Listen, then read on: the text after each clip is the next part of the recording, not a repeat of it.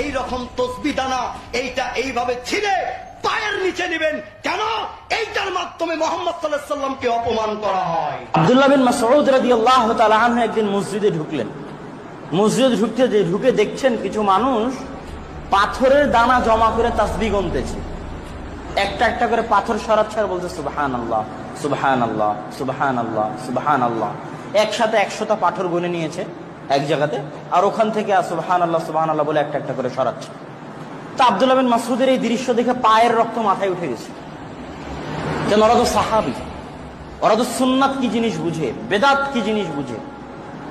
পায়ের রক্ত মাথায় উঠে গেছে। তখন উনি বলছে, শোনো, রাসূল সাল্লাল্লাহু আলাইহি ওয়াসাল্লামের জুতা এখনো নষ্ট হয়নি, আমার বাড়িতে আছে।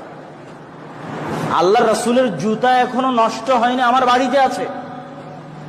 আর এত দ্রুত তোমরা বেদাতের মধ্যে চলে গেলে, যেখানে রাসূল সাল্লাল্লাহু আলাইহি ওয়াসাল্লাম তার জীবদ্দশায় কোনদিন আল্লাহ রাসূলের যুগে কি পাথর ছিল না? ও তো মরুভূমি, পুরোই পাথর।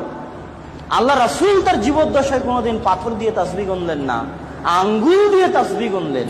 আর আল্লাহ রাসূলের জুতা এখনো নষ্ট হলো না, তার আগেই তোমরা পাথর দিয়ে তাসবিহ গোনা শুরু করলে। বন্ধ করো এই বেদাত।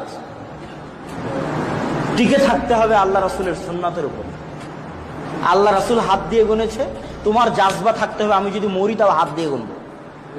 এটার নাম হচ্ছে ইমানি জাজবা। আর যদি দেখাতে পারো যে না আল্লাহ রাসূলও পাথর দিয়ে গুনেছে, সমস্যা নেই।